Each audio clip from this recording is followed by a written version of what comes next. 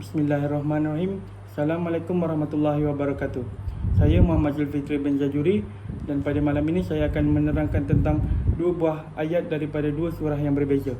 Surah yang pertama ialah surah Al-Baqarah ayat 43. A'udzubillahi minasyaitonirrajim. Bismillahirrahmanirrahim.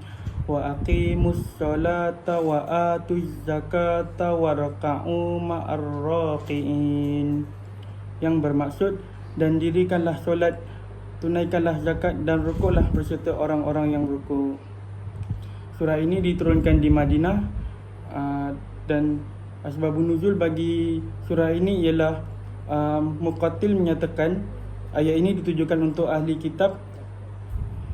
Allah memerintahkan mereka untuk solat bersama Nabi SAW dan memerintahkan mereka untuk mengeluarkan zakat, iaitu dengan memberikannya kepada Nabi SAW.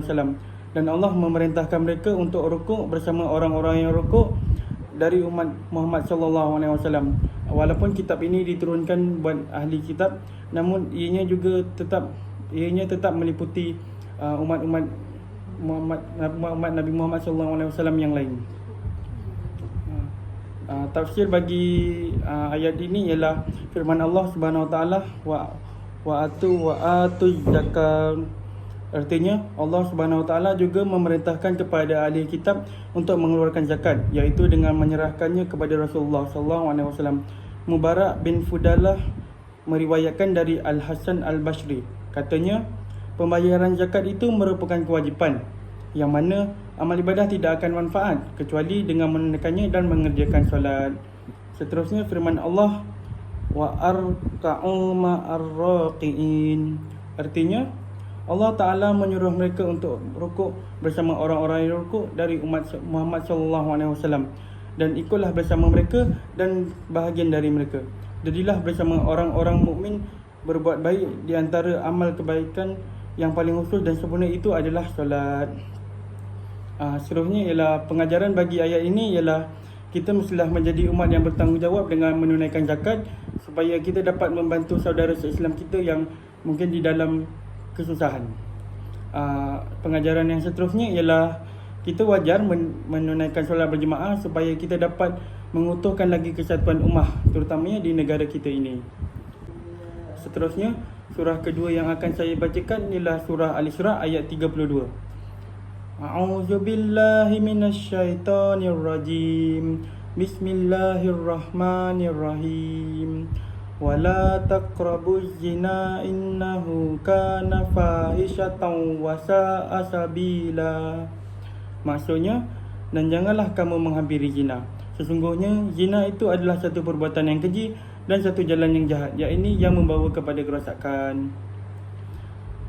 Surah ini diturunkan di Mekah, dan asbabun nuzul bagi surah ini ialah dari tafsir Ibnu Katsir, bahawa asbabun nuzulnya ialah pada waktu itu ada seorang pemuda yang datang kepada Rasulullah dan meminta izin untuk berzina. Namun Rasulullah dengan tegas melarang perbuatannya itu. Kemudian turunlah ayat ini. Tafsir bagi surah ini ialah tafsir Ibnu Katsir menjelaskan bahawa Allah Subhanahu Wa Taala melarang hamba-Nya untuk berbuat zina dan mendekati sesuatu yang boleh menyebabkan perzinaan, kerana zina itu adalah fahisyah, yang ini termasuk dosa besar yang paling buruk jalan kemaksiatannya. Seterusnya, pandangan ahli tafsir pula berkaitan dengan zina ialah hukumnya haram. Melakukan hal-hal yang dapat membawa kepada perzinaan sahaja sudah diharamkan, apatah lagi sampai melakukan zina. Tentunya dosanya jauh lebih besar lagi.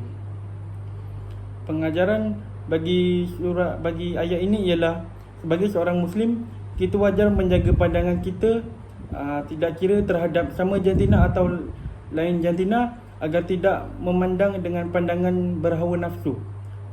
Pengajaran seterusnya ialah kita juga mesti memainkan peranan dalam menentang golongan yang melakukan perbuatan yang dimungkari oleh Allah Subhanahu Wa Taala seperti perbuatan zina ini, supaya kita tidak tergolong daripada mereka dan seterusnya mendapat dosa juga. Sekian, itu sahaja perkongsian saya pada hari ini. Yang baik itu daripada Allah dan yang buruk itu daripada saya. Sekian, wabillahi taufiq wal hidayah. Wassalamualaikum warahmatullahi wabarakatuh.